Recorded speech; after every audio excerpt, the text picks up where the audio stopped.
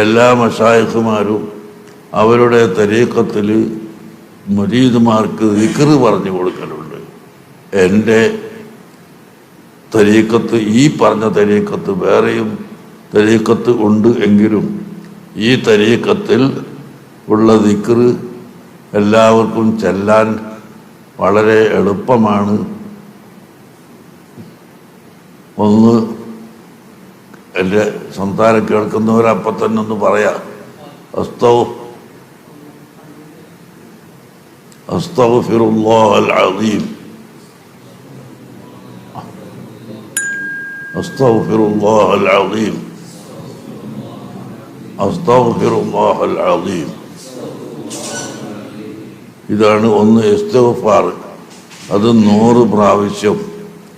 പിന്നെ യാ അല്ലാഹു യാ റഹ്മാനു യാ റഹീം, യാ അല്ലാഹു യാ റഹ്മാനു യാ റഹീം, യാ അല്ലാഹു യാ റഹ്മാനു യാ റഹീം, ബിസ്മില്ലാഹിർ റഹ്മാനിർ റഹീം എന്ന ആ ബിസ്മിയിലുള്ള 3 ഇസ്മുകളാണ്. ഒന്ന് അള്ളാഹ്, ജലാലത്തിൻ്റെ ഇസ്മ്, രണ്ടാമത്തത് റഹ്മാൻ എന്ന സിഫത്ത്, മൂന്നാമത്തത് റഹീം എന്ന സിഫത്ത്. അപ്പോൾ യാ അല്ലാഹു യാ റഹ്മാനു യാ റഹീം ഇത് രണ്ടും 100 പ്രാവശ്യം, അസ്തഗ്ഫിറുല്ലാഹൽ അസീം എന്ന് 100 പ്രാവശ്യവും, യാ അല്ലാഹു യാ റഹ്മാനു യാ റഹീം എന്ന് 100 പ്രാവശ്യവും അസറിൻ്റെ ശേഷം മുതൽ കിടക്കുന്നതിൻ്റെ ഉള്ളിലായിട്ട് എല്ലാ ദിവസവും ചെല്ലണം. അതിന് എൻ്റെ ഈ ശബ്ദം കേൾക്കുന്ന എല്ലാവർക്കും ഞാൻ ഈ പറഞ്ഞ സനദ് പ്രകാരം ഗൗസുൽ ആദമിലേക്ക് ചെല്ലുന്ന സനദ് പ്രകാരം നിങ്ങൾക്ക് ഇജാസത്ത് തന്നിരിക്കുന്നു, സമ്മതം തന്നിരിക്കുന്നു. ഇഷ്ടമുള്ളവരെല്ലാം ഞാൻ സ്വീകരിച്ചു എന്ന് പറയാം. അത് ചെല്ലാൻ പ്രയാസമല്ല, വളരെ എളുപ്പമാണ്.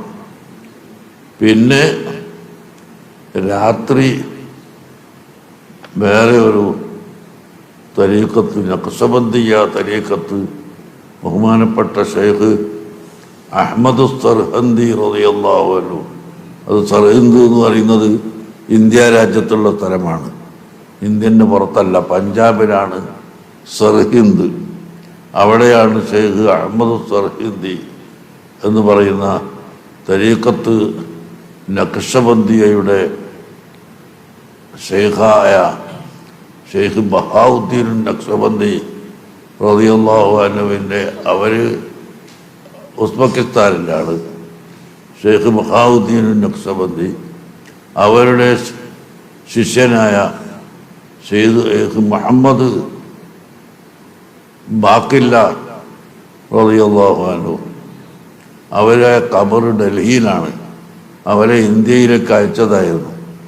പക്ഷെ അവർ ഖിലാഫത്ത് കൊടുത്തത് അവരുടെ ശിഷ്യനായ ഷെയ്ഖ് അഹ്മദ് സർഹിന്ദി റളിയല്ലാഹു അൻഹു അവർക്കാണ്. അവർ പഞ്ചാബിൽപ്പെട്ട സർഹിന്ദ് എന്ന സ്ഥലത്താണ് അവർ താമസിച്ചിരുന്നത്. അവിടെ തന്നെയാണ് വഫാത്തായത്, അവിടെ തന്നെയാണ് അവിടുത്തെ ഖബറും ഉള്ളത്. അവരുടെ തരീഖത്തും വളരെ വിശാലമാണെങ്കിലും അതിൽ ചുരുങ്ങിയ 2 ദിക്ർ, ഒന്ന് അല്ലാഹ് അല്ലാഹ് അല്ലാഹ് എന്ന് 100 വട്ടം സുബഹി നിസ്കാരത്തിൻ്റെ മുമ്പ് തഹജ്ജുദ് നിസ്കരിച്ചിട്ട് പറയാം 100 വട്ടം. പിന്നെ അസ്തഗ്ഫിറുല്ലാഹൽ അസീം എന്ന് 100 വട്ടം അവിടെ. ഖുർആനിൽ വബിൽ അസ്ഹാരി ഹും യസ്തഗ്ഫിറൂൻ, രാത്രി പാതിര സമയത്ത് പൊറുക്കലിനെ തേടുന്നവർ എന്ന് പ്രത്യേകം പറഞ്ഞിട്ടുണ്ട്.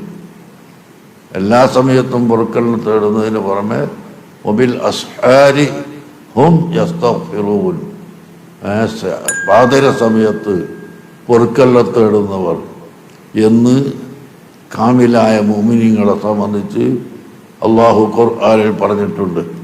അതുകൊണ്ട് രാത്രി സുബഹിൻ്റെ മുമ്പായിട്ട് ഒരു അരമണിക്കൂർ മുമ്പ് എങ്കിലും എഴുന്നേറ്റ് വുളൂ ചെയ്ത് 100 പ്രാവശ്യം അസ്തഗ്ഫിറുല്ലാഹൽ അസീം, അസ്തഗ്ഫിറുല്ലാഹൽ അസീം, അസ്തഗ്ഫിറുല്ലാഹൽ അസീം എന്നിങ്ങനെ ചൊല്ലുക. പിന്നീട്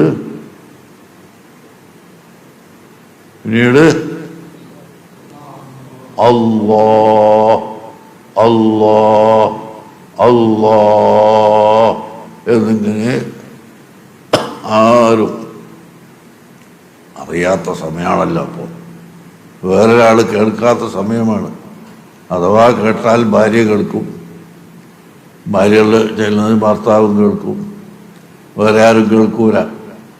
അങ്ങനെ ആരും അറിയാത്ത രഹസ്യമായ സമയത്ത് ഭാര്യനെയും വിളിച്ചുണർത്തി, ഭാര്യ അല്ലെങ്കിൽ ഭർത്താവിനെ വിളിച്ചുണർത്തി രണ്ടുപേരും തഹജ്ജുദ് നിസ്കരിച്ച് ആ നിസ്കാരത്തിൻ്റെ ശേഷം ഇങ്ങനെ അല്ലാഹു അല്ലാഹു അല്ലാഹു എന്ന്